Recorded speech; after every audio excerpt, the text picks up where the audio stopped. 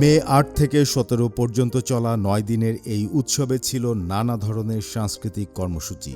ছবিতে ফুটে উঠছে কবিতা কিংবা আবৃত্তি ফুটিয়ে তুলছে ছবি। অ্যাডোনিস ইজ অ্যান ওসমান্থাস ট্রি কিংবা বিখ্যাত চীনা কবিতা টু দ্য ওক ট্রি, সব কিছুই অনবদ্য। বলছিলাম আন্তর্জাতিক যুব কবিতা উৎসবের কথা। কুয়াংতংয়ে অনুষ্ঠিত হল আন্তর্জাতিক যুব কবিতা উৎসব। এবারের আন্তর্জাতিক যুব কবিতা উৎসবের চীন আরব রাষ্ট্র পর্বটি অনুষ্ঠিত হয়েছে। গত শনিবার দক্ষিণ চীনের কুয়াংতং প্রদেশের কুয়াংচৌ শহরে এর উদ্বোধন হয়। এতে চীন ও ১৩টি আরব দেশের শতাধিক কবি, লেখক ও গবেষক অংশ নেন। তারা সাহিত্য বিনিময় ও সাংস্কৃতিক সম্পর্ক জোরদারে গুরুত্বারোপ করেন। উৎসবটি ইতোমধ্যে তরুণ আন্তর্জাতিক লেখকদের মধ্যে সংলাপ ও বিভিন্ন সভ্যতা বিনিময়ে এক প্রভাবশালী মঞ্চে পরিণত হয়েছে।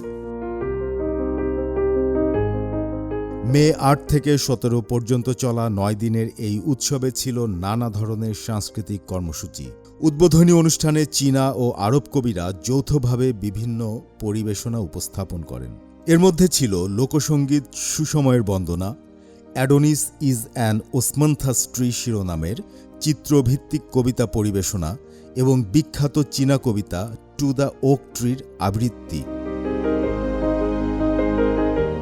উদ্বোধনী অনুষ্ঠানের বাইরে অংশগ্রহণকারীরা কুয়াংতং সাহিত্য জাদুঘর সহ বিভিন্ন সাংস্কৃতিক স্থাপনা পরিদর্শন করেন। সেখানে তারা বিমূর্ত সাংস্কৃতিক ঐতিহ্য ও লিংনান সংস্কৃতির বৈশিষ্ট্য সম্পর্কে অভিজ্ঞতা নেন। এ আয়োজনের গুরুত্বের কথা তুলে ধরেন বেইজিং ফরেন স্টাডিজ বিশ্ববিদ্যালয়ের অধ্যাপক শুয়ে ছিন কুয়ো। প্রাচীনকাল থেকেই কুয়াংচৌ চীন ও আরব দেশগুলোর মধ্যে বন্ধুত্বপূর্ণ বিনিময়ের কেন্দ্র হিসেবে পরিচিত। এটি শুধু অর্থনৈতিক ও বাণিজ্যিক কর্মকাণ্ডের জন্য নয়, সাহিত্য ও সংস্কৃতিতেও বহু সাফল্যের জন্য সুপরিচিত। বিভিন্ন সভ্যতার মধ্যে পারস্পরিক বোঝাপড়া ও শিক্ষার প্রসারে এবং জনগণের মধ্যে সম্পর্ক জোরদারে শহরটি গুরুত্বপূর্ণ ভূমিকা পালন করেছে। পরের দিনগুলোতে কবিরা চীনের ৩টি শহর সফর করেন। তারা কুয়াংচৌ, শেনচেন ও বেইজিংয়ে কবিতা পাঠ, একাডেমিক সংলাপ এবং অন্যান্য সাংস্কৃতিক বিনিময় কর্মসূচিতে অংশ নেন। এই সফরসূচির লক্ষ্য হল অংশগ্রহণকারীদের সামনে চীনা আধুনিকায়নের প্রাণবন্ত বাস্তবতা ও গতিশীল অগ্রযাত্রা তুলে ধরা।